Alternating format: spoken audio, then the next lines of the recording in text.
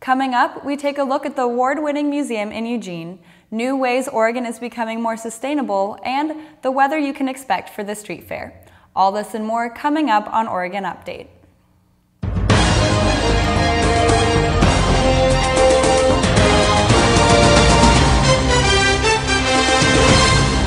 Good afternoon and welcome to Oregon Update. I'm Hannah Morrow. Firefighters in Oregon have started setting controlled fires to help reduce the size of wildfires. These controlled fires help to burn through dead leaves and brush. When fires aren't allowed to burn, debris on the forest floor builds up so that when a fire does happen, it burns much hotter and larger. The controlled fires aren't nearly as hot, but still produce a decent amount of smoke. However, residents near the fires in Medford are understanding about the smoke. Officials will continue public outreach and education to help people understand why these fires are necessary. A former student from the Academy of Arts and Academics filed a $5 million lawsuit against the Springfield School District. The student suffered from sexual abuse by the former principal, Mike Fisher, and is now claiming negligence and due process. Fisher, who served the school from 2005 to 2018, was being investigated for several complaints and committed suicide on February 1st as a result of this scandal. The victim claims the Springfield School District failed to report, investigate, or take actions against the suspect. A Lane Community College board member has been charged for sex abuse.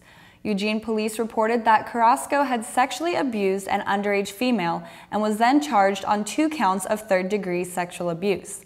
As of yesterday, Carrasco has been released from jail. The LCC board is currently not commenting on Carrasco's arrest. We'll be back with more after this. I'll never forget the day our landlord called and said, "Read your lease. No pets allowed." My owner tells him my dog ate the lease, but that didn't work. And now I'm stuck in a shelter. But this pit bull is ready for a new crib. I'm loving, loyal, and play well with others. So don't be intimidated by all my muscles, because the biggest one I have is my heart. That's right, I said it.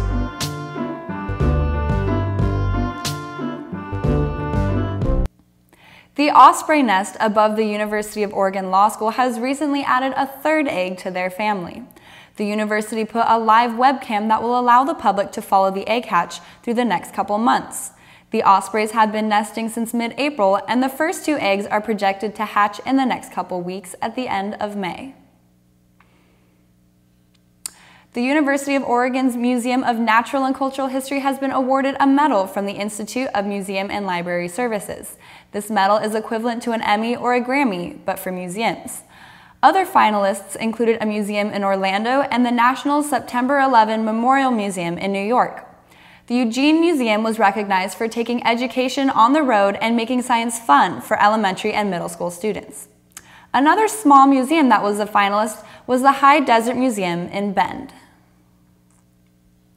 Let's take a look for the weather for the rest of this week. Today, there won't be much sun, but temperatures are in the high 60s. It will drop down to 43 tonight, and tomorrow will bring rain and a high of 60. Things will warm up again on Friday, with the high at 63 and the sun peeking through. Oregon will be the first state to have a statewide refillable beer bottle program. Beer containers can be returned to stores the way they are now, but instead of being crushed, they will be washed and reused. These bottles will be sold in stores like other beer is, but will have markings on them to indicate that they are reusable.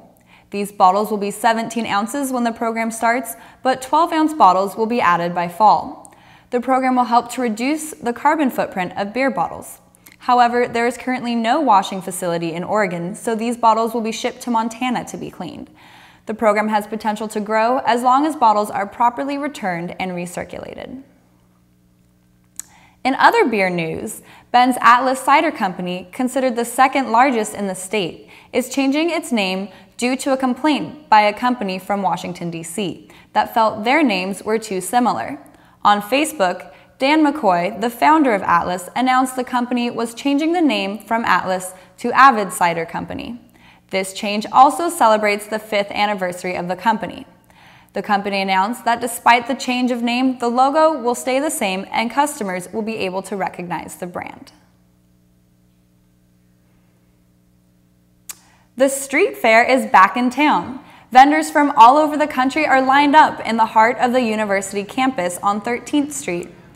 Visitors can try foods from all over the world, such as Germany, the Dominican Republic, Peru, and the Philippines.